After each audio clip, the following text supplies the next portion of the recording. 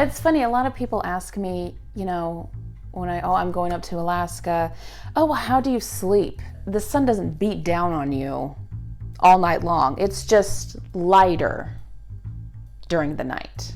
I'm like, well, I just, you know, I close the blinds and I go to sleep. Today I wanted to talk some pigment talk, pigment and paint, some pigment paint qualities, some things to look out for when you're selecting paint in the store, or also when you're selecting paint for a project, depending on what you're doing. So I've got five qualities.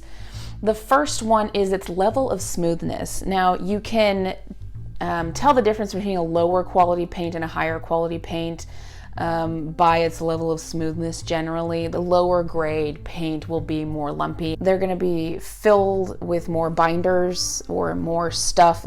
It's just going to be less pigment and more binders and mixing extra junk. The best that you want to go for would be the consistency of more like the consistency of cream or butter. 2 is it insoluble in base, it's water or oil.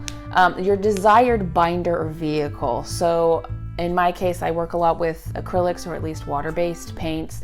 Acrylics their binder is a plastic resin. So you want your pigment to be insoluble with that binder so that when the paint dries, it will stick to your surface instead of not sticking to the surface. 3 is the ability to withstand fading in light or air.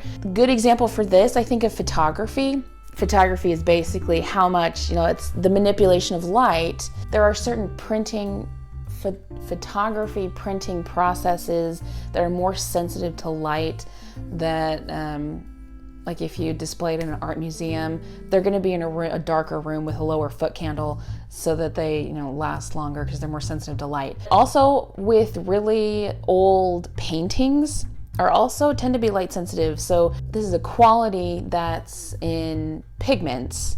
The light fastness is most likely going to be listed on the paint tube itself. 4 is its level of opacity or transparency. Is it see-through? Is it not see-through? Do you want to do lots of thin layers, thicker textures? Then you want something that's more opaque. The last one, number 5, is it going to chemically be unaffected by other things that you mix it with? Not that it's going to explode, like your mixture is going to explode or anything, but is it going to be chemically unaffected? Like, I don't know, if you mix something strange, like a vinegar, like an acid or something.